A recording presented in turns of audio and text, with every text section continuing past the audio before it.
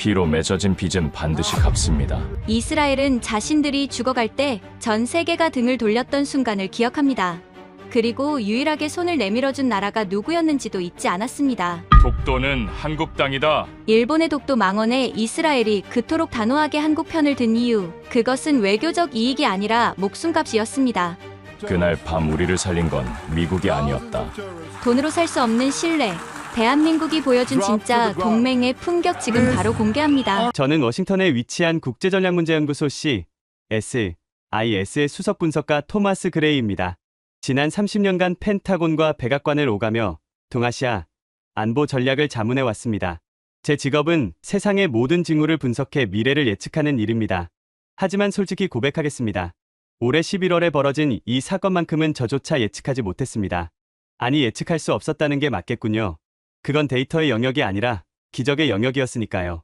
이야기는 며칠 전 도쿄의 화려한 아침에서 시작됩니다. 그날 일본 도쿄의 총리관저 분위기는 마치 축제 같았습니다. 다카이치 사나의 총리는 자신의 집무실 창밖으로 도쿄타워를 내려다보며 샴페인 잔을 들고 있었습니다. 그녀는 확신에 차 있었죠. 전날 기자회견에서 뱉은 그녀의 한마디는 계산된 도박이었습니다. 다케시마는 국제법상 명백한 일본의 고유 영토이며 한국이 이를 불법 점거하고 있다. 일본은 모든 수단을 동원해 이를 바로잡을 것이다. 평소보다 훨씬 강경한 발언이었습니다. 하지만 미국 국무부는 예상대로 노코멘트라는 짧은 논평만 내놓으며 사실상 침묵했습니다. 유럽연합도 남의 집 불구경하듯 조용했죠. 다카이치의 계산은 완벽해 보였습니다. 미국의 대중국 포위망 전략에서 일본의 역할이 커진 지금 한국 따위는 외교적으로 고립시킬 수 있다는 자신감. 그녀는 비서관에게 이렇게 말했습니다. 봐라. 아무도 한국 편을 들지 않아. 국제 정치는 힘의 논리다. 짖는 개는 무섭지 않아. 무는 주인이 무서운 법이지. 하지만 그녀의 승리감이 절망으로 바뀌는 데는 딱 72시간이 걸렸습니다. 사흘 후 새벽 4시, 도쿄의 외무성 팩스 기계가 요란한 소리를 내며 문서를 토해냈습니다. 발신지는 텔아비브, 이스라엘 외교부였습니다. 당직 근무를 서던 일본 외교관은 문서를 집어들고 자신의 눈을 의심했습니다. 히브리어와 영어로 변기된 공식 성명서. 그 내용은 너무나 간결해서 더 충격적이었습니다. 이스라엘 정부는 독도가 역사적 지리적으로 대한민국의 고유 영토임을 명확히 인지한다. 이에 대한 일본 정부의 부적절한 주장에 깊은 우려를 표한다. 순간 외무성 상황실에는 정적이 흘렀습니다. 이건 단순한 지지, 선언이 아니었습니다. 외교적 선전포고나 다름없었으니까요. 일본은 이스라엘의 방산 물품을 수입하는 큰손입니다. 게다가 유대인 로비 단체인 에이펙의 영향력을 생각하면 이스라엘이 일본을 적대시할 이유는 단 하나도 없었습니다. 다카이치 장관은 새벽잠을 설치고 관저로 달려왔습니다. 그녀의 손이 부들부들 떨리고 있었죠. 그녀는 소리쳤습니다. 도대체 왜? 그들이 왜 한국 편을 드는 거야? 우리가 지불한 무기 대금이 얼마인데? 모사드가 미친 건가? 아무도 대답하지 못했습니다. CSIS 사무실에서 이 소식을 접한 저 역시 멍하니 모니터만 바라봤으니까요. 지정학적 상식으로는 설명이 불가능했습니다. 이익을 좇는 국가가 이익을 버리고 의리를 택했다. 현대 외교사에서 그런 일은 일어나지 않습니다. 하지만 저는 분석가입니다. 결과가 있다면 반드시 원인이 있는 법이죠. 저는 이 비상식적인 사태의 원인을 찾기 위해 지난 1년간의 비공개 정보 보고서들을 뒤지기 시작했습니다. 수천 장의 문서를 넘기던 제 손이 멈춘 건 1년 전 10월 7일로 표시된 한 장의 위성 사진 때문이었습니다. 그 사진에는 이스라엘 남부 네바팀 공군기지의 활주로가 찍혀 있었습니다. 칠흑 같은 어둠 속에 희미하게 보이는 수송기 한 대, 꼬리날개에 선명하게 박힌 태극 마크. 순간 제 머릿속에서 모든 퍼즐이 맞춰지기 시작했습니다. 일본은 몰랐던 겁니다. 아니, 미국조차 까맣게 잊고 있었던 겁니다. 이스라엘이 국가 멸망의 위기에 처했을 때 전 세계가 등을 돌린 그 절망의 순간 유일하게 손을 내밀었던 나라가 누구였는지를 말입니다. 그 진실을 알기 위해서는 시계바늘을 1년 전 그날, 이스라엘 사람들이 검은 토요일이라고 부르는 작년 10월 7일로 돌려야 합니다. 자, 이제 그날로 돌아가 보겠습니다. 세상이 멈춘 그 순간으로. 작년 10월 7일 이스라엘 텔아비브. 국방부 지하 벙커인 키리아의 공기는 차갑게 얼어붙어 있었습니다. 데이비드 코엔 국방장관의 이마에는 식은땀이 비 오듯 흘러내리고 있었죠. 전면의 대형 스크린은 온통 붉은색 경고등으로 뒤덮여 있었습니다. 앵앵거리며 울리는 사이렌 소리가 벙커 안을 가득 채우고 있었습니다. 요격률 30% 미만. 다시 보고합니다. 아이언돔 요격률이 30% 밑으로 떨어졌습니다. 오퍼레이터의 목소리가 공포에 질려 갈라졌습니다. 믿을 수 없는 보고였습니다. 세계 최강의 방공망이라 불리던 아이언돔입니다. 요격률 90%를 자랑하던 강철 지붕이 종이장처럼 찢겨나가고 있었던 겁니다. 하마스는 예전과 달랐습니다. 그들은 이란에서 몰래 들여온 신형 로켓 5,000발을 동시에 쏘아 올렸습니다. 하늘을 새카맣게 뒤덮은 로켓들은 마치 살아있는 뱀처럼 불규칙하게 궤적을 그리며 날아왔습니다. 기존의 아이언돔 레이더는 이 변칙적인 움직임을 전혀 계산하지 못하고 있었습니다. 펑펑 쾅. 지상 위에서는 텔아비브의 고층 빌딩들이 화염에 휩싸이고 있었습니다. 시민들의 비명 소리가 방음벽을 뚫고 지하 벙커까지 들려오는 듯했습니다. 코엔 장관은 주먹으로 책상을 내리쳤습니다. 탄약이 부족한 게 아니야.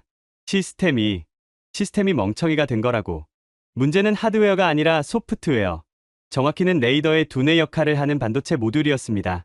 구형 실리콘 기반의 반도체는 수천 개의 목표물이 동시에 변칙 기동을 하자 과부하가 걸려버린 겁니다.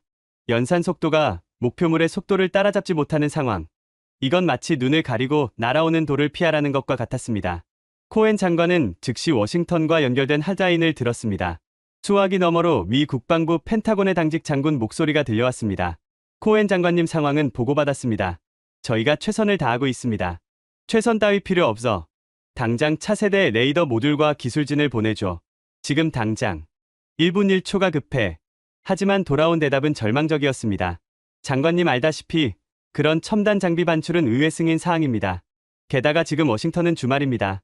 긴급 승인을 받아도 운송까지 최소 닷새, 아니 일주일은 걸립니다. 닷새, 지금 우리 국민이 죽어가고 있는데 의회 도장을 받으라고. 당신들이 동맹국이 맞나. 절차는 절차입니다. 죄송합니다. 뚜뚜뚜. 전화가 끊겼습니다. 코엔 장관은 힘없이 수화기를 내려놓았습니다. 닷새라니. 닷새면 이스라엘은 지도에서 사라질 시간이었습니다. 미국은 거대했지만 너무 느렸고 유럽은 겁에 질려 있었습니다. 아무도 이 불타는 지옥 속에 손을 넣으려 하지 않았습니다.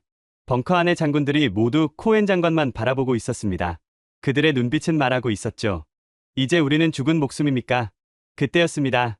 구석에 앉아있던 모사드 국장 사라 벤 아미가 조용히 일어섰습니다. 그녀는 코엔 장관에게 다가가 낡은 서류 파일 하나를 내밀었습니다. 파일 겉면에는 히브리어로 프로젝트 예리코라고 적혀 있었습니다. 장관님 방법이 하나 있습니다. 하지만 위험합니다. 위험하다고. 지금 나라가 망하게 생겼는데 위험 따위가 문제야. 사라 국장은 낮은 목소리로 말했습니다. 미국보다 빠르고 일본보다 정밀한 기술을 가진 나라가 딱 하나 있습니다. 하지만 그 나라는 공식적으로 무기를 지원할 수 없는 법적 제약이 있습니다. 게다가 우리가 요청한다는 사실이 알려지면 주변 아랍국들이 전부 들고 일어날 겁니다. 코엔 장관은 파일을 낚아채듯 열었습니다. 첫 페이지에 있는 국기가 눈에 들어왔습니다. 태극기였습니다. 그리고 그 아래에 적힌 이름. 코드네임 고스트. 박준호. 코엔 장관은 잠시 망설였습니다. 한국. 반도체와 배터리를 잘 만드는 나라인 건 알지만 그들이 과연 이 복잡한 방공 시스템을 고칠 수 있을까? 그리고 무엇보다 전쟁 중인 국가의 무기급 기술을 몰래 보내주는 미친 짓을 감행할까? 하지만 선택의 여지가 없었습니다. 레이더 화면의 붉은 점들은 점점 더 텔아비브 중심부로 다가오고 있었으니까요. 코엔 장관은 떨리는 손으로 사라 국장이 건넨 위성 전화기를 들었습니다. 국가번호 +82. 신호음이 딱 2번 울리고 전화가 연결되었습니다. 박준호입니다. 저음의 차분한 목소리였습니다. 코엔 장관은 다급하게 외쳤습니다. 여기는 이스라엘 국방장관이다. 지금 우리에게 필요한 건 동정이 아니다. 해결책이다. 당신들이 가지고 있다는 그 차세대 모듈, 그리고 그걸 설치할 기술진. 지금 당장 보내줄 수 있나? 수화기 너머로 잠시 침묵이 흘렀습니다. 1초가 1년 같은 시간이었습니다. 만약 거절당한다면 이스라엘의 운명은 여기서 끝이었습니다. 그리고 들려온 대답은 코엔 장관의 예상을 완전히 빗나간 것이었습니다. 장관님, 저희는 이미 짐을 싸고 있었습니다. 대통령께 보고하고 승인받는데 정확히 30분 걸립니다. 공항에서 엔진 예열 시작하겠습니다. 좌표를 불러주십시오. 코엔 장관은 자신의 귀를 의심했습니다. 뭐라고? 의회 승인은? 외교적 마찰은? 당신의 나라는 절차가 없나? 박준호의 목소리는 단호했습니다. 친구의 장례식에 갈 때는 절차를 따지지만 친구를 살리러 갈 때는 신발끈 묶을 시간도 아끼는 법입니다. 12시간. 딱 12시간만 버티십시오. 저희가 갑니다. 전화가 끊겼습니다. 코엔 장관은 멍하니 수화기를 들고 있었습니다. 미국이 닷새가 걸린다고 했던 일을 한국은 12시간 안에 하겠다고 했습니다. 과연 그게 가능할까요? 아니 저들은 도대체 무엇을 믿고 이런 결정을 내린 걸까요? 하지만 코엔 장관이 몰랐던 사실이 하나 있었습니다. 박준호가 말한 친구를 살리러 간다는 말. 그건 단순한 비유가 아니었습니다. 한국은 이미 알고 있었던 겁니다. 이스라엘의 아이언돔이 뚫리는 순간 다음 타깃은 바로 한국의 하늘이 될 거라는 사실을요. 그렇게 전 세계 정보망이 잠든 사이 유령 같은 작전이 시작되었습니다. 하지만 그들이 가져오겠다는 물건의 정체는 단순한 부품이 아니었습니다. 그건 일본이 그토록 자랑하던 소재 기술을 씹어먹고 미국조차 아직 상용화하지 못한 괴물 같은 기술의 집약체였습니다. 그리고 이 선택이 1년 뒤 일본 열도를 침몰시킬 거대한 나비효과의 시작이 될 줄은 그 벙커 안에 누구도 상상하지 못했습니다. 작년 10월 7일 오후 2시 30분 대한민국 공군기지 활주로 너머로 가을 햇살이 쏟아지고 있었습니다.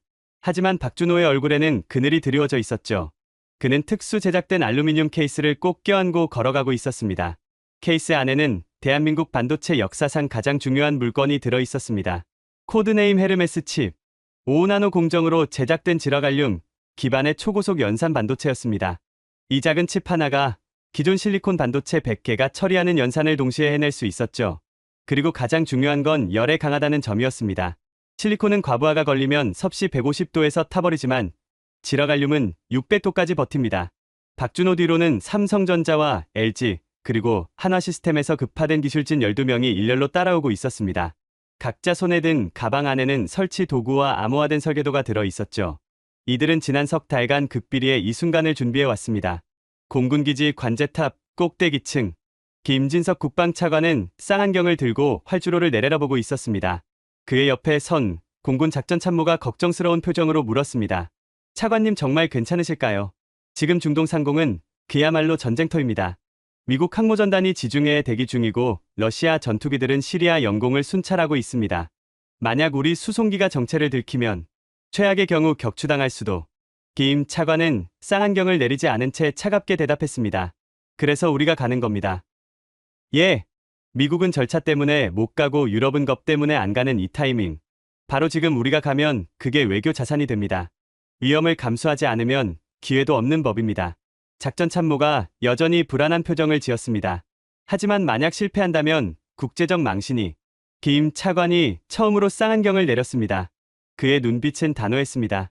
게다가 저 박준호라는 사람이 누군지 아십니까? 글쎄요. 삼성연구원이라고만. 삼성전자 시스템 LSI 수석연구원입니다.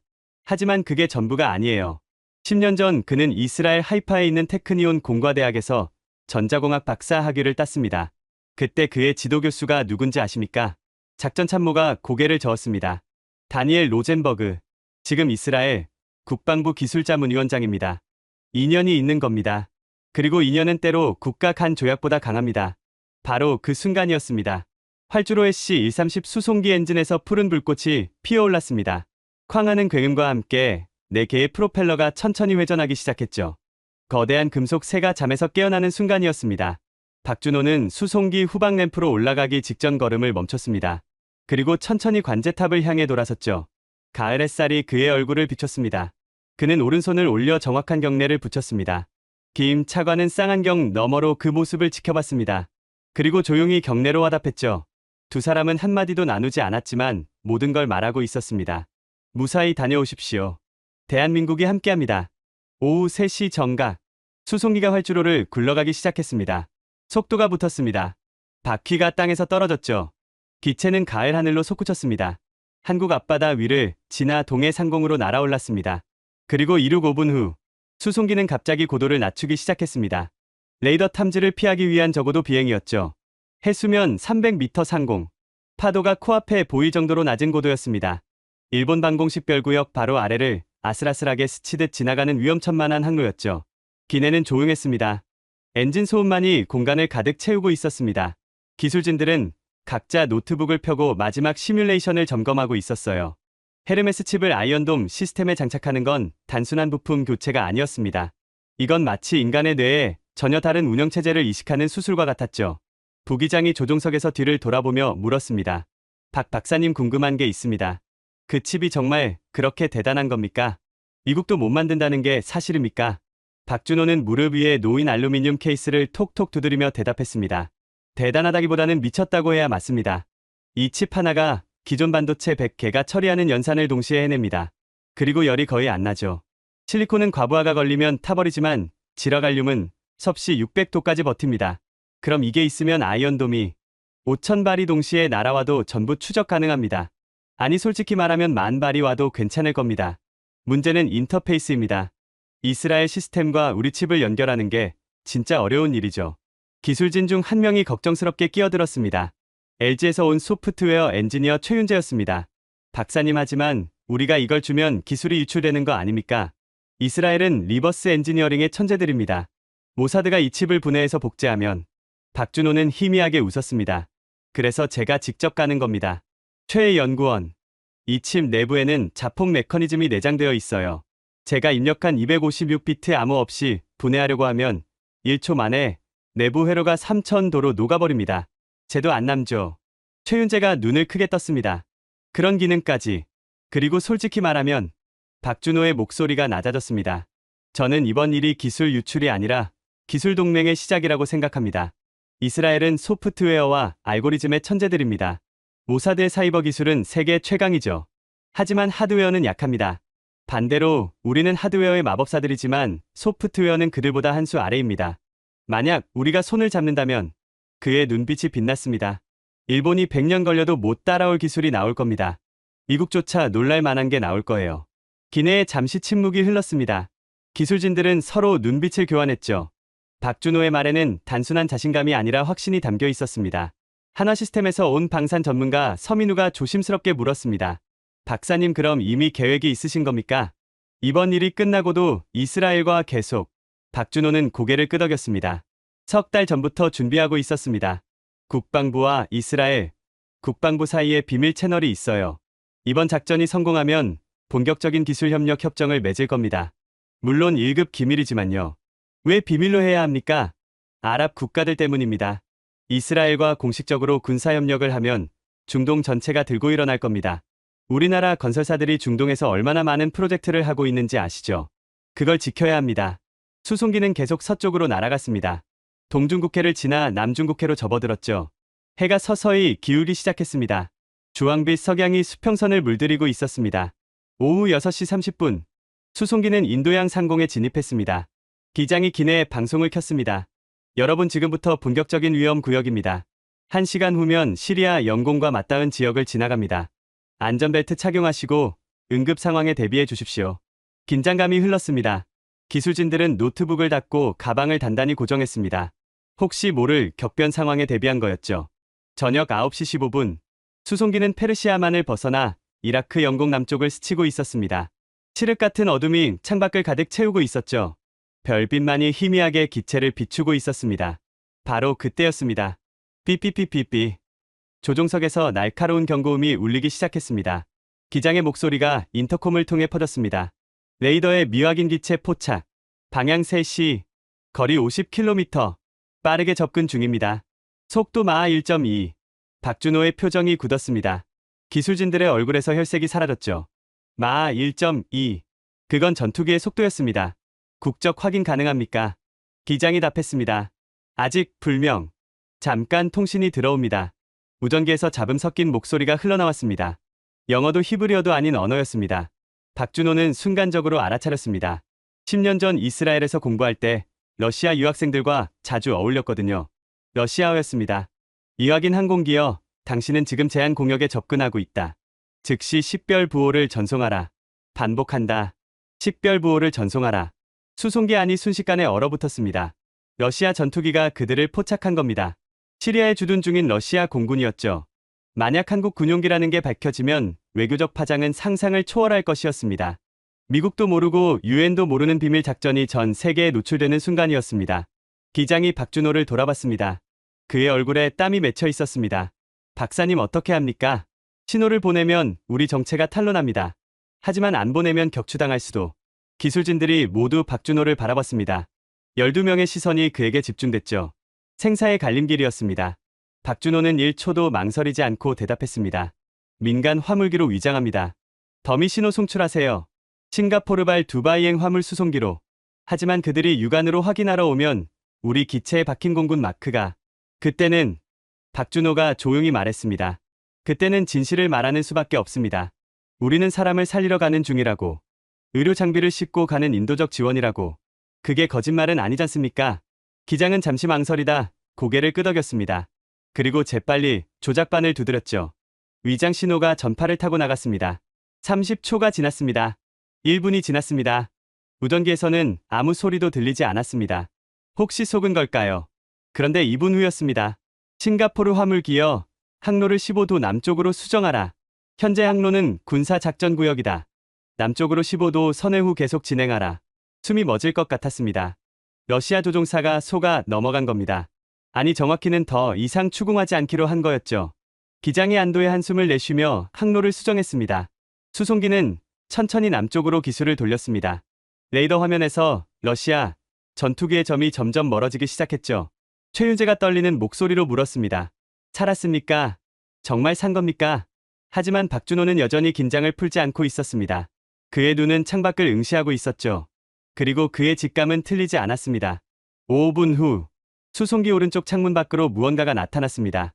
달빛을 반사하는 금속 물체, 날카로운 실루엣, 수호이 35 전투기였습니다. 러시아 조종사는 위장 신호를 믿지 않았던 겁니다. 육안으로 직접 확인하러 온 거였죠. 전투기는 수송기와 나란히 날았습니다. 거리 50m. 조종석 안에 러시아 조종사 얼굴이 보일 정도로 가까웠습니다. 그는 헬멧 너머로 수송기를 자세히 살피고 있었죠. 그리고 그 순간 달빛이 수송기 꼬리를 비췄습니다. 태극 마크가 선명하게 드러났습니다. 기내가 다시 얼어붙었습니다. 들켰습니다. 완전히 들킨 겁니다. 무전기에서 러시아 조종사의 목소리가 흘러나왔습니다. 이번에는 영어였습니다. 한국 공군 수송기여 당신들은 지금 설명해야 할 것이 많다. 어디로 가는가? 무엇을 싣고 있는가? 그리고 왜 신원을 속였는가? 침묵이 흘렀습니다. 아무도 입을 열지 못했습니다. 박준호가 천천히 자리에서 일어났습니다. 그리고 조종석으로 걸어갔죠. 기장이 놀란 표정으로 그를 봤습니다. 박사님 뭐 하시려고? 제가 말하겠습니다. 박준호는 무전기를 받아들었습니다. 그리고 깊게 숨을 들이쉬었죠. 러시아 공군 조종사님, 저는 대한민국 기술진 박준호입니다. 우리는 지금 이스라엘 텔아비브로 향하고 있습니다. 무전기 너머로 냉소가 들렸습니다. 이스라엘. 그래 알겠다. 무기를 밀수하는 거지. 아닙니다. 우리는 사람을 살리러 갑니다. 무슨 소리인가? 박준호의 목소리는 흔들리지 않았습니다. 이스라엘의 방공 시스템이 무너졌습니다. 지금 이 순간에도 민간인들이 죽어가고 있습니다. 우리는 그 시스템을 고칠 기술을 가지고 갑니다. 싸우러 가는 게 아니라 구하러 가는 겁니다.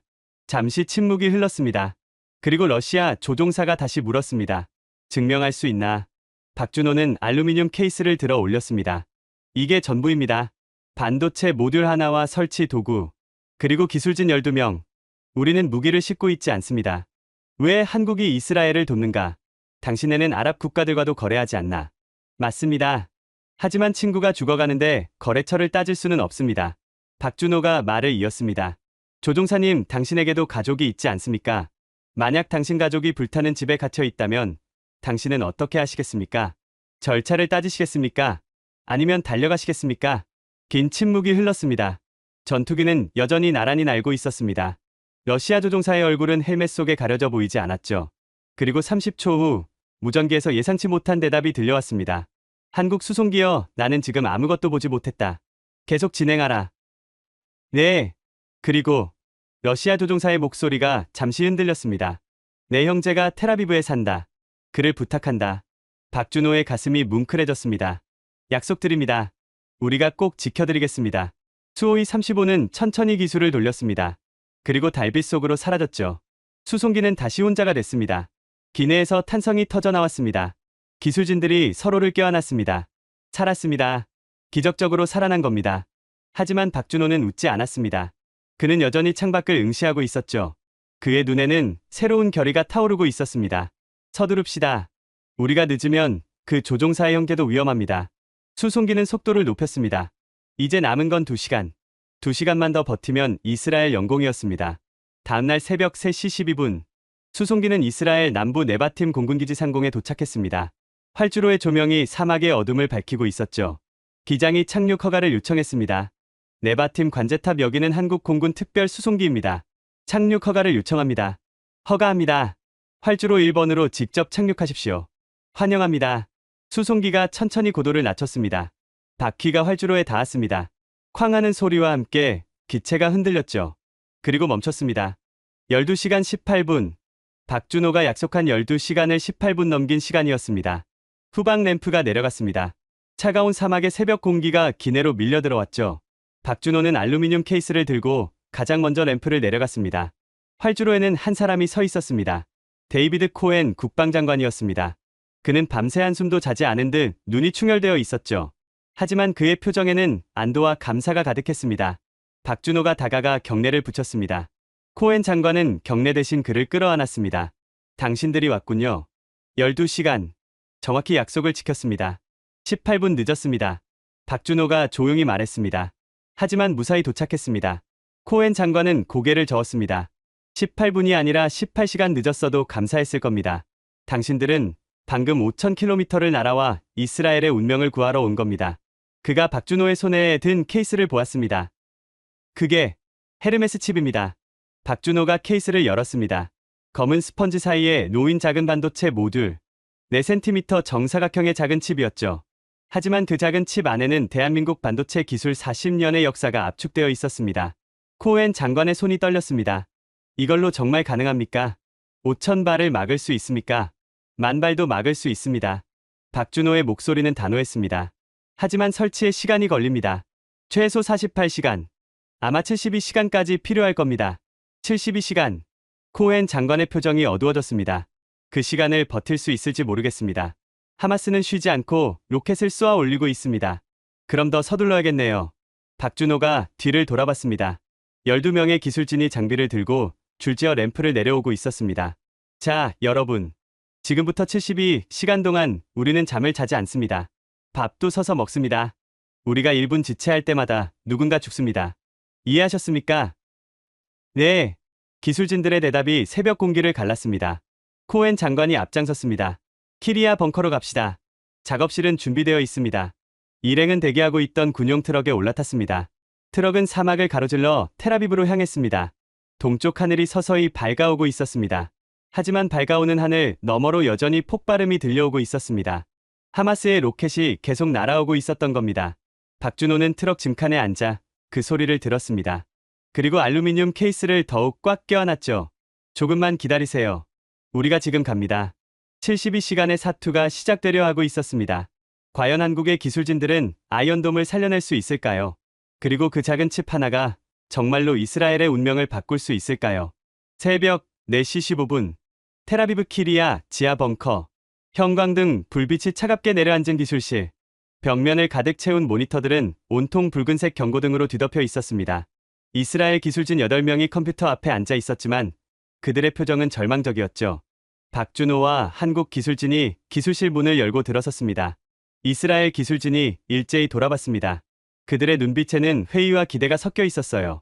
이스라엘 기술팀장 다니엘 로젠버그가 일어섰습니다. 박준호의 10년 전 지도교수였죠. 하지만 재회의 기쁨을 나눌 시간은 없었습니다. 다니엘은 곧장 본론으로 들어갔습니다. 준호 왔군. 상황은 최악이야. 요격률이 28%까지 떨어졌어. 지금 이 순간에도 텔아비브 북부에서 로켓이 떨어지고 있다고. 박준호는 고개를 끄덕이며 알루미늄 케이스를 작업대 위에 올려놓았습니다. 교수님 헤르메스 칩을 가져왔습니다. 이걸로 시스템을 완전히 교체해야 합니다. 다니엘이 케이스를 열었습니다. 작은 반도체 칩을 집어들고 불빛에 비춰봤죠. 그의 손이 미세하게 떨렸습니다. 질화갈륨 5나노 공정. 이게 정말 가능했어.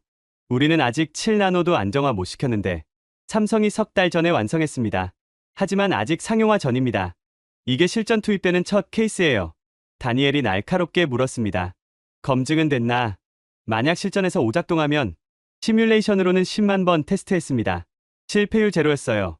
하지만 교수님 말씀이 맞습니다. 실전은 다르죠. 그래서 제가 여기 온 겁니다. 최윤재가 노트북을 펴들고 다가왔습니다. 박사님 일단 현재 아이언돔 시스템 구조를 봐야 할 것 같습니다. 인터페이스 호환성부터 체크해야죠. 이스라엘 기술진 중 한 명이 키보드를 두드렸습니다. 중앙 모니터에 복잡한 시스템 다이어그램이 떴습니다. 아이언돔의 내부 구조였죠. 박준호는 다이어그램을 보는 순간 표정이 굳었습니다. 이건 문제가 있나? 인터페이스가 완전히 다릅니다. 우리 칩은 파이썬 3.11 기반인데 이스라엘 시스템은 자바 레거시로 짜여 있네요. 이걸 연결하려면 다니엘이 한숨을 내쉬었습니다. 처음부터 다시 짜야 한다는 말이지. 그렇습니다. 기술실에 무거운 침묵이 흘렀습니다. 처음부터 다시 짠다는 건 단순히 칩을 교체하는 수준이 아니었습니다. 아이언돔 전체 운영체제를 재구축해야 한다는 뜻이었죠. 서민우가 조심스럽게 물었습니다. 그럼 시간이 얼마나 걸립니까?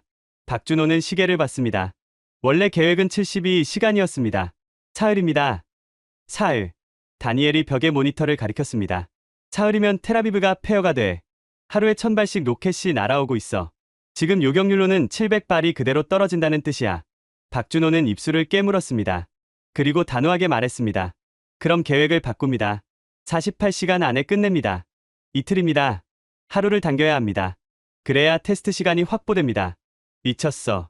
48시간은 교수님 우리는 이미 12시간 만에 5000km를 날아왔습니다.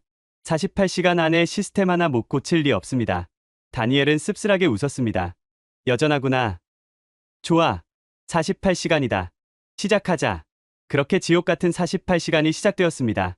첫 12시간은 하드웨어 작업이었습니다. 박준호 팀은 아이언돔의 중앙 제어 유닛을 완전히 분해했습니다. 수백 개의 케이블을 하나씩 빼냈죠. 기존의 실리콘 반도체 모듈을 제거하고 헤르메스 칩을 장착하는 작업이었습니다. 하지만 문제가 생겼습니다. 칩의 크기가 달랐던 겁니다. 헤르메스 칩은 4cm 정사각형이었지만 기존 모듈은 6cm였죠. 소켓이 맞지 않았습니다. 서민우가 다급하게 말했습니다. 박사님 어댑터가 필요합니다. 하지만 우리가 가져온 장비 중에는 박준호는 작업대 서랍을 뒤지기 시작했습니다. 공구들이 바닥에 굴러다녔죠. 그리고 낡은 만능 소켓을 찾아냈습니다. 이거 씁시다. 연결만 되면 됩니다. 하지만 저건 규격도 안 맞고 규격은 나중 문제입니다. 일단 돌아가게 만드는 게 먼저예요. 박준호는 만능 소켓을 억지로 끼워 넣었습니다. 케이블을 하나하나 연결했죠. 손이 빨라졌습니다. 땀이 이마를 타고 흘러내렸습니다. 다음 24시간은 소프트웨어 작업이었습니다. 다니엘 팀은 거의 미친 속도로 코드를 제작성하고 있었습니다. 자바로 짜인 5만 줄의 코드를 파이썬으로 전환하는 작업이었죠. 하지만 중간에 치명적인 버그가 발견됐습니다. 레이더 신호 처리 알고리즘이 새 칩의 연산 속도를 따라가지 못했던 겁니다. 칩이 너무 빨라서 문제가 생긴 역설적인 상황이었어요. 최윤재가 모니터를 두드리며 소리쳤습니다. 안 됩니다. 이대로는 칩이 과부하 걸립니다. 버퍼를 늘려야 해요. 다니엘이 고개를 저었습니다. 버퍼를 늘리면 반응 속도가 느려져. 그럼 의미가 없어. 박준호가 끼어들었습니다. 비동기 처리로 바꿉시다. 칩의 코어를 6개로 분할해서 병렬 처리하는 겁니다. 그건 이론적으로만 가능해. 실제로 구현된 적이 제가 석 달 전에 테스트했습니다. 가능합니다. 박준호는 자신의 노트북을 열었습니다. 수천 줄의 코드가 화면을 가득 채웠죠. 이게 제가 짠 병렬 처리 알고리즘입니다. 이걸 이식하면 됩니다. 다니엘은 코드를 훑어봤습니다. 그의 눈이 점점 커졌습니다. 이건 천재적이야. 준호 너 언제 이걸? 석 달 전부터 준비했다고 했잖아요. 박준호는 씁쓸하게 웃었습니다. 교수님 사실 우리는 이 순간을 예상하고 있었습니다. 하마스가 언젠가 이런 공격을 할 거라는 정보가 있었어요. 그래서 미리 준비한 겁니다. 그럼 너희 정부는 모든 걸 알고 있었습니다. 그래서 박준호 코드네임 고스트 프로젝트가 만들어진 거예요. 다니엘은 잠시 말문이 막혔습니다. 한국 정부가 석 달 전부터 이스라엘을 구할 준비를 하고 있었다는 뜻이었습니다. 동맹도 아닌 나라를 위해서 말이죠. 왜? 너희는 왜 우리를 돕는 거지? 박준호는 코드를 복사하며 대답했습니다. 이스라엘의 하늘이 뚫리면 다음은 한국의 하늘입니다. 북한이 똑같은 전술을 쓸 겁니다. 우리는 우리 자신을 지키기 위해 여기 온 거예요. 그리고 그가 잠시 멈췄습니다. 친구니까요. 다니엘의 눈시울이 붉어졌습니다. 마지막 12시간은 통합 테스트였습니다. 하드웨어와 소프트웨어를 합치는 작업이었죠. 시스템을 재부팅했습니다. 모니터들이 하나씩 켜지기 시작했습니다. 하지만 메인 화면은 여전히 검은색이었습니다. 안 됩니다. 부팅이 안 돼요. 서민우가 다급하게 외쳤습니다. 박준호는 중앙 유닛으로 달려갔습니다. 케이블 연결부를 하나하나 확인했죠. 그리고 문제를 발견했습니다. 전원 케이블 하나가 제대로 꽂히지 않았던 겁니다. 여기였어. 박준호는 케이블을 빼고 다시 꽂았습니다. 딸깍하는 소리와 함께 완전히 들어갔습니다. 다시 시도합니다. 재부팅. 10초가 지났습니다. 20초. 30초. 그리고 메인 화면이 켜졌습니다. 초록색 불빛이 모니터를 가득 채웠습니다. 시스템 정상 작동. 레이더 온라인. 미사일 배터리 연결 완료. 환호성이 터져 나왔습니다. 기술진들이 서로를 껴안았습니다. 48시간 만의 기적이었습니다. 하지만 박준호는 웃지 않았습니다. 아직 끝난 게 아닙니다. 실전 테스트를 해야 합니다. 다니엘이 코엔 장관에게 전화를 걸었습니다. 장관님, 시스템 재부팅 완료했습니다. 실전 투입 가능합니다. 코엔 장관의 목소리가 떨렸습니다. 정말인가? 정말 작동하는 건가? 그건 실전에서 확인해야 합니다. 그날 정오, 텔아비브 상공. 작전 지휘실의 모니터에는 실시간 레이더 영상이 띄워져 있었습니다. 박준호와 다니엘, 그리고 코엔 장관이 화면을 응시하고 있었죠. 오퍼레이터가 보고했습니다. 하마스 로켓 발사 감지. 가자 지구에서 발사됐습니다.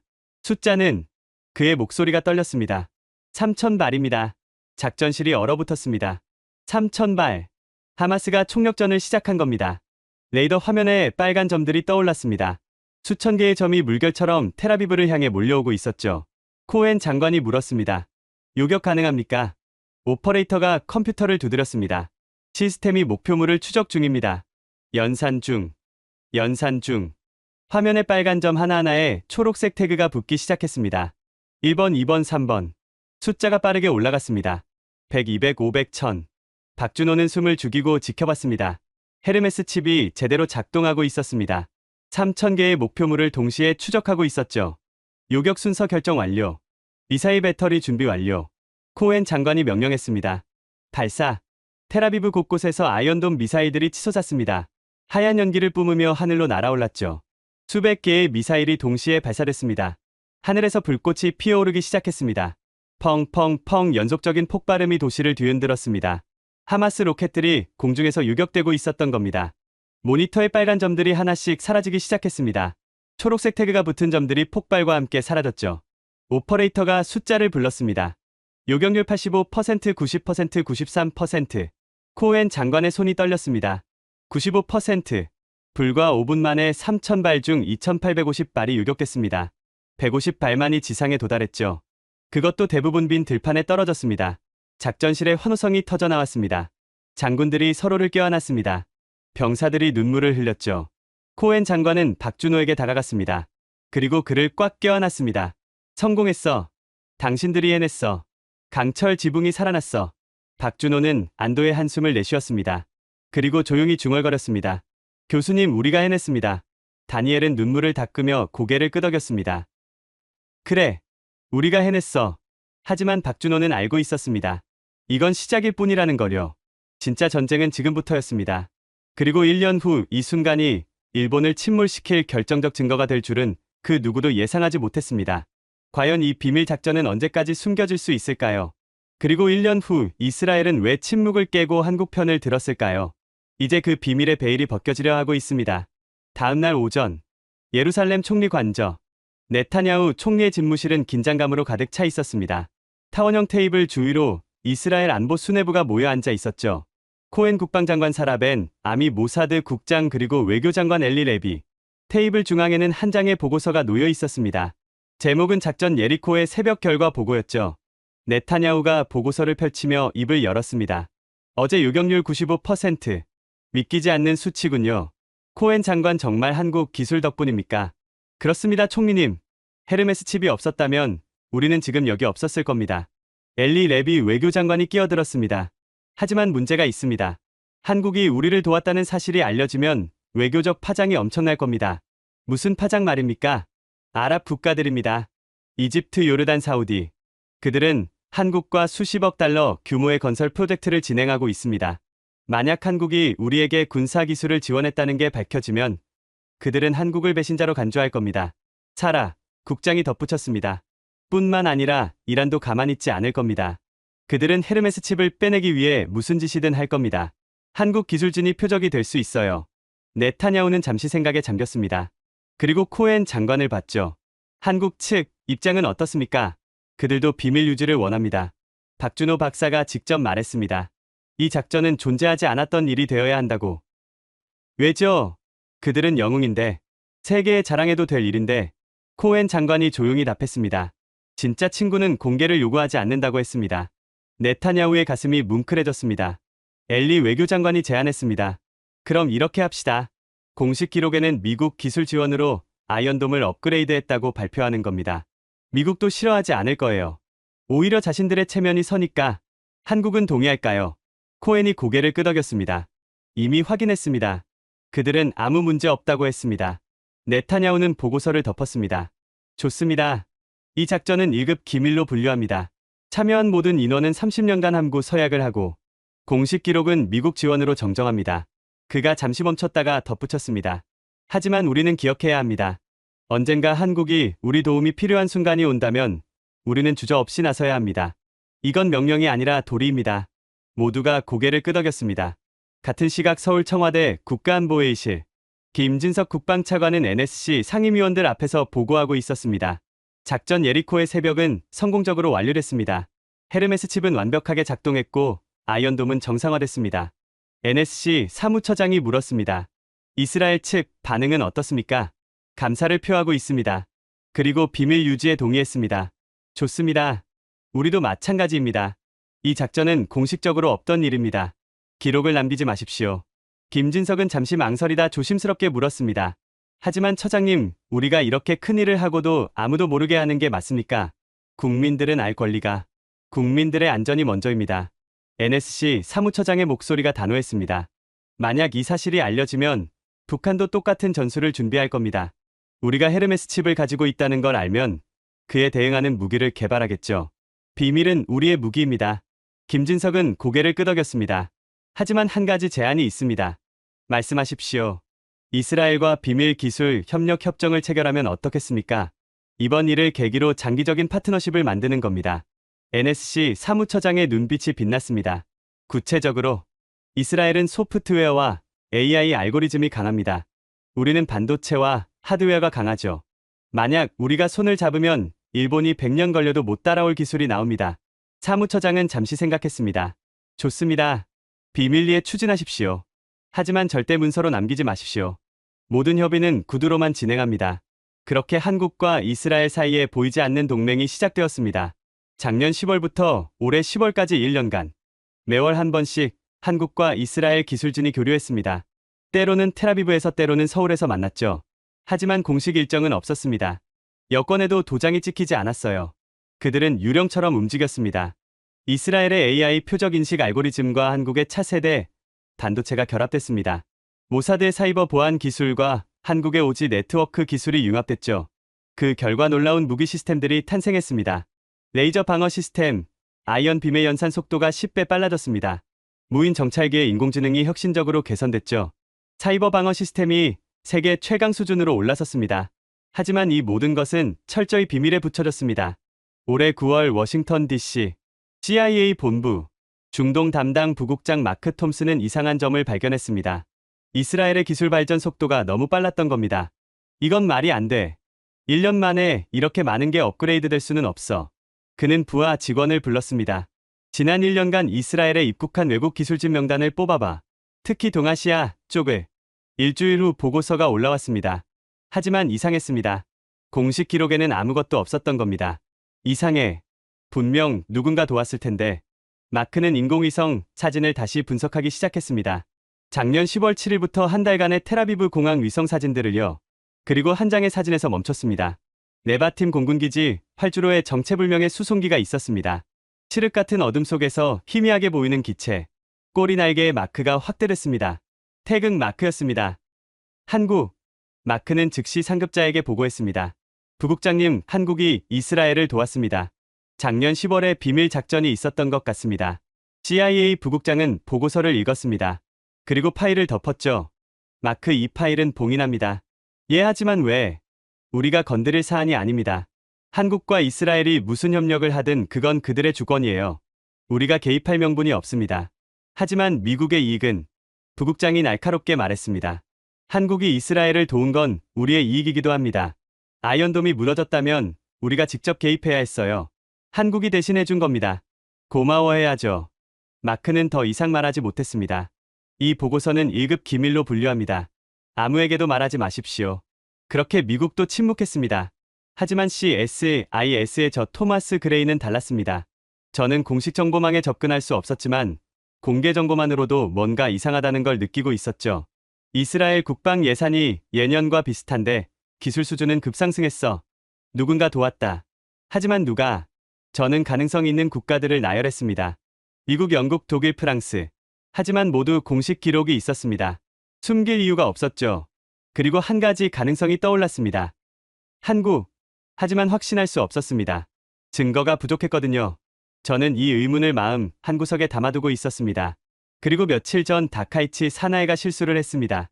그 실수가 1년간 숨겨졌던 진실을 세상에 드러내게 될 줄은 그녀도 몰랐을 겁니다. 과연 이스라엘은 왜 침묵을 깨기로 결정했을까요? 1년 동안 지켜온 비밀을 버린 이유는 무엇일까요? 그 답은 바로 의리였습니다. 며칠 전 저녁 8시, 텔아비브 이스라엘 외교부 긴급 보고가 들어왔습니다. 일본 총리 다카이치 사나이의 독도 발언이었죠. 외교부 동아시아 담당관은 즉시 사라 벤 아미 모사드 국장에게 전화를 걸었습니다. 국장님, 일본이 한국 영토에 대해 문제를 일으키고 있습니다. 그게 우리와 무슨 상관입니까? 한국이 외교적으로 고립될 위기입니다. 미국도 유럽도 침묵하고 있습니다. 사라는 전화기를 꽉 쥐었습니다. 한국. 1년 전 그날 밤의 기억이 떠올랐죠. 보고서를 보내십시오. 지금 당장. 30분 후 사라는 코엔 국방장관의 집으로 차를 몰았습니다. 밤 9시가 넘은 시각이었지만 상관없었습니다. 코엔 장관은 서재에서 책을 읽고 있었습니다. 사라가 들어서자 놀란 표정을 지었죠. 사라, 무슨 일입니까? 이 시간에. 장관님 기억하십니까? 1년 전 10월 7일. 코엔의 표정이 굳었습니다. 어떻게 잊을 수 있겠습니까? 한국이 위기입니다. 사라는 보고서를 건넸습니다. 코엔은 빠르게 읽어 내려갔습니다. 그의 손이 떨리기 시작했죠. 일본이 미쳤군요. 한국 영토를 자기네 땅이라고. 문제는 국제사회의 반응입니다. 아무도 한국 편을 들지 않고 있습니다. 코엔은 창밖을 바라봤습니다. 텔아비브의 야경이 평화롭게 빛나고 있었죠. 1년 전 이맘때쯤 이 도시는 화염에 휩싸여 있었습니다. 사라, 우리가 무엇을 해야 할까요? 성명을 발표해야 합니다. 한국이 옳다고. 독도는 한국 땅이라고. 코엔은 고개를 저었습니다. 그건 외교 문제입니다. 내가 결정할 사안이 아니에요. 하지만 장관님, 전쟁내각 회의를 소집합니다. 이건 정부 차원에서 결정해야 할 문제예요. 다음날 밤 10시, 예루살렘 총리관저 지하 상황실. 전쟁내각 7명이 긴급 소집됐습니다. 네타냐후 총리를 중심으로 원형 테이블에 앉았죠. 코엔 장관이 먼저 입을 열었습니다. 여러분, 한국이 지금 외교적 위기에 처했습니다. 그는 상황을 설명했습니다. 다카이치의 발언, 미국과 유럽의 침묵, 한국의 고립. 엘리 외교장관이 즉시 반대했습니다. 우리가 왜 개입해야 합니까? 동아시아 영토 분쟁은 우리와 무관합니다. 무관하지 않습니다. 코엔의 목소리가 높아졌습니다. 1년 전 한국이 우리를 구했습니다. 기억하십니까? 물론 기억합니다. 하지만 그건 비밀 작전이었습니다. 우리가 성명을 내면 그 비밀이 드러날 수 있습니다. 재무장관 모세 카론이 끼어들었습니다. 게다가 일본은 우리의 중요한 무기 수입국입니다. 작년 한 해만 30억 달러어치를 구매했어요. 그들과 관계를 망칠 수는 없습니다. 사라, 국장이 조용히 말했습니다. 그럼 우리는 돈 때문에 친구를 배신하는 겁니까? 친구라니. 한국과 우리는 공식 동맹도 아닙니다. 코엔 장관이 책상을 쳤습니다. 공식 동맹이 아니라고요. 모세 장관, 1년 전 10월 7일 우리가 죽어갈 때 공식 동맹인 미국은 닷새가 걸린다고 했습니다. 유럽은 아예 오지도 않았어요. 그런데 한국은 12시간 만에 왔습니다. 비공식이라는 이유로 외면하라고요. 테이블이 조용해졌습니다. 코엔이 계속 말했습니다. 여러분, 저는 그날 밤을 기억합니다. 박준호라는 한국 박사가 말했어요. 친구를 살리러 갈 때는 신발끈 묶을 시간도 아낀다고. 그들은 전쟁터에 뛰어들 각오로 여기 왔습니다. 사라가 덧붙였습니다. 그리고 그들은 1년 동안 침묵했습니다. 세계에 자랑할 수 있는 일을 아무에게도 말하지 않았어요. 우리를 지키기 위해서였습니다. 네타냐후 총리가 처음으로 입을 열었습니다. 갈란트 차관, 당신 의견은 무엇입니까? 요아브 갈란트 국방차관은 지금까지 침묵하고 있었습니다. 그는 군 출신 강경파로 유명했죠. 모두가 그의 반대를 예상했습니다. 하지만 갈란트는 조용히 말했습니다. 총리님, 저는 찬성합니다. 테이블의 시선이 그에게 집중됐습니다. 1년 전 제 아들이 텔아비브에 있었습니다. 공군 조종사였죠. 그날 밤 로켓이 떨어질 때 저는 기도했습니다. 제 아들만은 살려달라고. 갈란트의 목소리가 떨렸습니다. 그리고 한국 기술진이 아이언돔을 고쳤습니다. 제 아들은 살았어요. 한국이 구해준 겁니다. 그는 테이블을 천천히 둘러봤습니다. 저는 군인입니다. 군인은 빚을 갚습니다. 특히 목숨의 빚은요. 엘리 외교장관이 말했습니다. 하지만 우리가 성명을 내면 일본이 어쩔 건데요? 갈란트의 목소리가 차가웠습니다. 무기를 안 팔 겁니까? 그들이 우리에게 파는 게 아니라 우리가 사주는 겁니다. 우리가 안 사면 그들이 곤란해요. 게다가 우리 무기는 세계 최고입니다. 일본이 필요한 건 우리 기술이에요. 네타냐후가 끼어들었습니다. 그래도 외교적 파장은 총리님, 코엔이 조용히 말했습니다. 만약 우리가 지금 침묵한다면 우리는 무엇을 잃는 겁니까? 돈입니까? 아니면 우리의 영혼입니까? 네타냐후는 잠시 말이 없었습니다. 우리 유대인은 2000년간 박해를 받았습니다. 아무도 우리 편을 들어주지 않았죠. 그래서 우리는 압니다. 친구가 얼마나 소중한지를요. 사라가 덧붙였습니다. 그리고 총리님 한 가지 더 있습니다. 만약 우리가 지금 한국을 돕는다면 그들은 영원히 우리를 기억할 겁니다. 이건 30억 달러로 살 수 없는 신뢰입니다. 네타냐후는 천천히 고개를 끄덕였습니다. 투표하겠습니다. 한국 지지 성명 발표에 찬성하는 분은 손을 들어주십시오. 코엔 장관이 먼저 손을 들었습니다. 사라, 국장이 따랐죠. 갈란트 차관도 손을 들었습니다. 잠시 침묵이 흘렀습니다. 그리고 네타냐후 자신이 손을 들었습니다. 저도 찬성합니다. 교육장관과 내무장관도 손을 들었습니다. 7명 중 5명이 찬성이었습니다. 결정됐습니다. 성명을 발표합니다. 엘리 외교장관이 마지막으로 물었습니다. 어떤 내용으로 하시겠습니까? 네타냐후가 말했습니다. 간단 명료하게. 독도는 역사적 지리적으로 한국의 고유 영토다. 일본의 주장은 부적절하다. 이 정도면 충분합니다. 이유는 밝히지 않습니까? 밝히지 않습니다. 우리가 왜 한국 편을 드는지는 우리만 알면 됩니다. 회의가 끝났습니다. 새벽 2시였습니다. 네타냐후는 혼자 집무실에 남았습니다. 그는 책상 서랍을 열고 한 장의 사진을 꺼냈습니다. 1년 전 작년 10월 8일에 새벽 네바팀 공군기지에서 찍은 사진이었습니다. 한국 수송기 옆에 선 박준호와 기술진들. 그들의 얼굴에는 피로가 가득했지만 눈빛은 빛나고 있었죠. 네타냐후는 사진을 쓰다듬으며 중얼거렸습니다. 고맙습니다, 친구들. 이제 우리가 갚을 차례입니다. 그 다음날 새벽 4시, 도쿄 외무성에 팩스가 도착했습니다. 이스라엘 외교부의 공식 성명이었죠. 히브리어와 영어로 병기된 짧은 문장들. 이스라엘 정부는 독도가 역사적 지리적으로 대한민국의 고유 영토임을 명확히 인지한다. 일본은 패닉에 빠졌습니다. 다카이치 총리는 관저로 달려와 소리를 질렀습니다. 도대체 왜? 그들이 왜 한국 편을 드는 거야? 우리가 얼마나 많은 무기를 샀는데. 외무성 관계자들은 아무 대답도 하지 못했습니다. 이유를 찾아. 당장. 왜 이스라엘이 한국 편을 드는지 이유를 밝혀내. 하지만 아무도 답을 찾을 수 없었습니다. 그들은 몰랐던 겁니다. 1년 전 그날 밤의 비밀을요. 같은 시각 서울 청와대. 긴급 NSC 회의가 소집됐습니다. 김진석 국방차관이 보고했습니다. 이스라엘이 공식 성명을 냈습니다. 독도는 한국 영토라고. 예상하지 못한 일입니다. NSC 사무처장의 목소리에 놀라움이 묻어났습니다. 이스라엘과 약속했습니다. 1년 전 작전은 영원히 비밀로 하기로요. 그런데 왜 그들이 움직인 겁니까? 김진석이 조용히 말했습니다. 빚을 갚는 겁니다, 처장님. 뭐라고요? 그들은 우리가 침묵한 1년을 기억합니다. 그리고 지금 우리가 위기니까 나선 거예요. 친구니까요. NSC 사무처장은 잠시 말이 없었습니다. 이스라엘에 감사 전문을 보내십시오. 비공식으로. 알겠습니다. 워싱턴 DC SIS 사무실. 저 토마스 그레이는 뉴스를 보고 있었습니다. 이스라엘의 성명 발표 소식이었죠. 이상해. 이스라엘이 왜? 저는 1년간 모아온 자료들을 꺼냈습니다. 이스라엘의 급격한 기술 발전 네바팀 공군기지의 한국 수송기 사진. 설마. 퍼즐이 맞춰지기 시작했습니다. 한국이 1년 전에 이스라엘을 도왔다. 그래서 이스라엘이 지금 한국을 돕는 거야. 저는 즉시 보고서 작성을 시작했습니다. 30년 분석과 경력 중 가장 중요한 보고서가 될 것 같았습니다. 제목은 이렇게 적었습니다. 침묵의 동맹. 한국과 이스라엘의 비밀 협력이 바꾼 중동 안보. 하지만 이 보고서를 완성하기까지는 아직 며칠이 더 필요했습니다. 더 많은 증거가 필요했거든요. 그리고 그 증거는 예상치 못한 곳에서 나타날 예정이었습니다. 과연 일본은 이 충격에서 회복할 수 있을까요? 그리고 미국은 이 모든 진실을 알게 될까요? 이제 마지막 장면이 펼쳐지려 하고 있습니다. 그 다음날 오전 9시. 도쿄 총리관저. 다카이치 사나에는 72시간 만에 완전히 다른 사람이 되어 있었습니다. 며칠 전 샴페인을 들고 승리를 자축하던 그 여자는 온데간데 없었죠.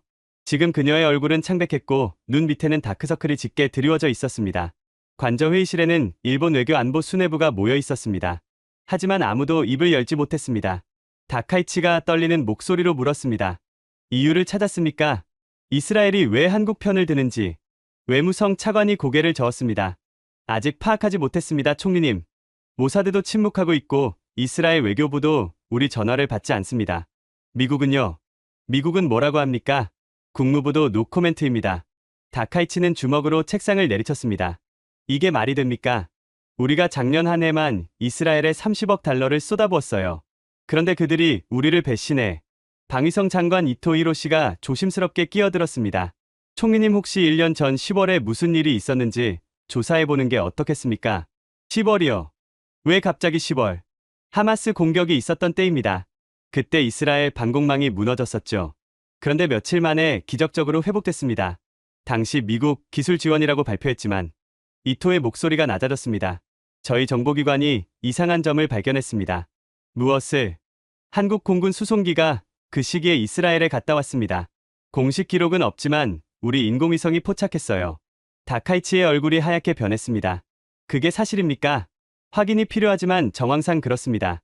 그럼 한국이 이스라엘을 도왔다는 겁니까? 아이언돔을 고친 게 한국 기술이었다는. 아무도 대답하지 못했습니다. 다카이치는 의자에 주저앉았습니다. 모든 게 이해되기 시작했습니다. 왜 이스라엘이 일본 대신 한국을 선택했는지 말이죠. 외무성 차관이 물었습니다. 총리님 어떻게 하시겠습니까? 철회합니다. 네, 제 발언을 철회합니다. 다케시마 문제는 외교적으로 해결하겠다고. 더 이상 강경 발언은 하지 않겠습니다. 하지만 총리님 그렇게 하시면 국내 여론보다 더 중요한 게 있습니다. 다카이치의 목소리가 떨렸습니다. 국제적 고립입니다. 이스라엘이 한국 편을 든 건 시작일 뿐일 수 있어요. 만약 다른 나라들도 따라오면, 만약 미국조차 우리 편이 아니라면 회의실이 무거운 침묵에 잠겼습니다. 같은 날 오후 워싱턴 DC 펜타곤 긴급정보 분석 회의가 열렸습니다. 참석자는 국방부 정보국장 CIA 중동 담당, 그리고 저 토마스 그레이였죠. 정보국장이 회의를 시작했습니다.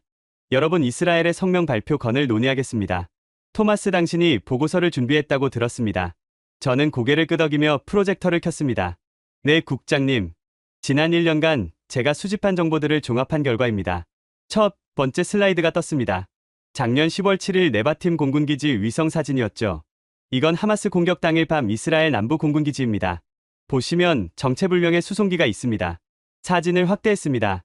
태극 마크가 선명했습니다. 한국 공군 수송기입니다. CIA 담당관이 끼어들었습니다. 토마스 그건 우리도 알고 있습니다. 하지만 공식 기록에는 없다는 거 압니다. 그게 포인트입니다. 이건 완전히 비공식 작전이었어요. 저는 다음 슬라이드를 넘겼습니다.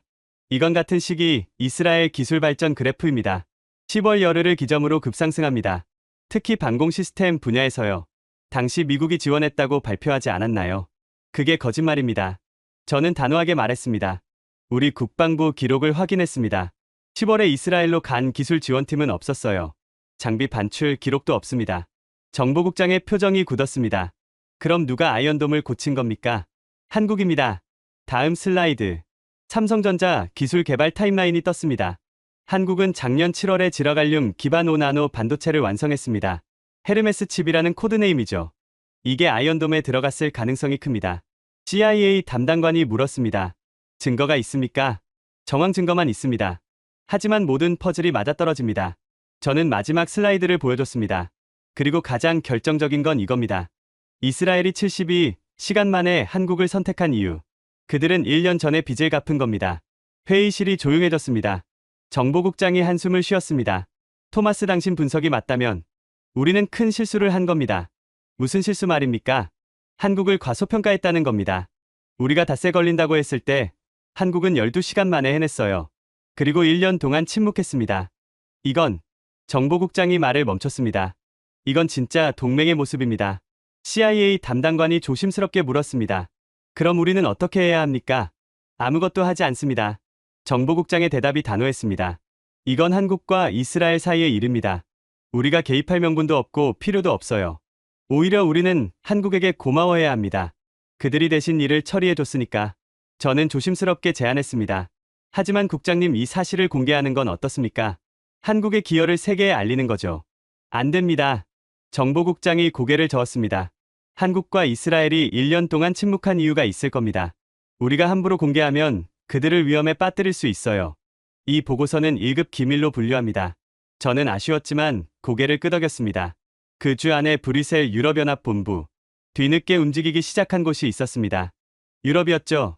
유럽연합 외교안보 고위대표가 긴급 성명을 준비했습니다. 우리도 입장을 밝혀야 합니다. 이스라엘이 움직였는데 우리가 침묵하면 안 됩니다. 프랑스 외교장관이 동의했습니다. 한국은 우리의 중요한 파트너입니다. 반도체, 배터리, 조선, 모든 분야에서 협력하고 있죠. 우리는 한국 편을 들어야 합니다. 며칠 후 유럽연합이 공식 성명을 냈습니다. 이유는 역사적 사실과 국제법에 기반한 평화적 해결을 지지한다. 직접적이지는 않았지만 한국의 우호적인 내용이었습니다. 며칠 후에는 동남아 국가들이 움직였습니다. 싱가포르, 베트남, 말레이시아. 그들은 모두 한국과 긴밀한 경제 관계를 맺고 있었죠. 한국의 입장을 지지한다. 도미노 효과가 시작됐습니다. 도쿄는 점점 더 고립되고 있었습니다. 일주일 후 마침내 다카이치 사나이가 공식 사과했습니다. 제 발언이 한국 국민에게 상처를 줬다면 사과드립니다. 다케시마 문제는 외교적 대화를 통해 평화적으로 해결하겠습니다. 하지만 이미 늦었습니다. 일본의 외교적 신뢰는 바닥을 쳤죠. 워싱턴 내 사무실. 저는 최종 보고서를 작성하고 있었습니다. 결론. 한국과 이스라엘의 비밀 협력은 21세기 동맹의 새로운 모델을 제시한다. 이는 지정학적 이해관계가 아닌 실질적 필요와 신뢰에 기반한 관계다. 저는 키보드를 두드리며 생각했습니다. 30년간 이 일을 해왔지만 이런 케이스는 처음이야. 한국은 정말 대단한 나라야. 그리고 마지막 문장을 적었습니다. 미국을 포함한 모든 국가는 한국으로부터 배워야 한다. 진정한 힘은 군사력의 크기가 아니라 신뢰의 깊이에서 나온다는 것을. 한국은 조용한 거인이다. 과시하지 않지만 실행한다. 약속하지 않지만 지킨다. 요구하지 않지만 베푼다. 저는 보고서를 저장하고 사무실 불을 껐습니다. 창밖으로 워싱턴 DC의 밤하늘에 별이 빛나고 있었습니다. 올해 10월 7일 텔아비브. 1년이 흘렀습니다. 박준호는 다시 이스라엘을 방문했습니다. 하지만 이번엔 혼자가 아니었어요. 한국 국방부 대표단 20명과 함께였죠. 공식 일정은 민간 기술 교류였습니다. 하지만 실제로는 한국-이스라엘 비밀 동맹 1주년 기념식이었습니다. 야드 바생 기념관 지하 회의실. 1년 전과 같은 장소였습니다. 테이블에는 놀라운 물건들이 전시돼 있었습니다. 차세대 레이저 방어 시스템 아이언빔 이저명. 연산 속도가 기존의 20배였습니다. 한국의 7나노 반도체와 이스라엘의 AI 알고리즘이 결합된 결과물이었죠. 초소형 정찰 드론 벌새. 크기는 실제 벌새만 했지만 50km를 날 수 있었습니다. 양자 암호 통신 시스템. 절대 해킹 불가능한 군사 통신망이었습니다. 네타냐후 총리가 전시품을 가리키며 말했습니다. 박 박사님 보십시오. 1년 만에 우리가 이룬 것들을요. 이건 한국과 이스라엘이 함께했기에 가능했습니다. 박준호는 전시품들을 하나하나 살펴봤습니다. 놀랍습니다. 정말 놀라워요. 코엔 장관이 덧붙였습니다. 그리고 이 모든 기술은 방어용입니다. 우리의 약속을 지켰죠. 한국도 마찬가지입니다.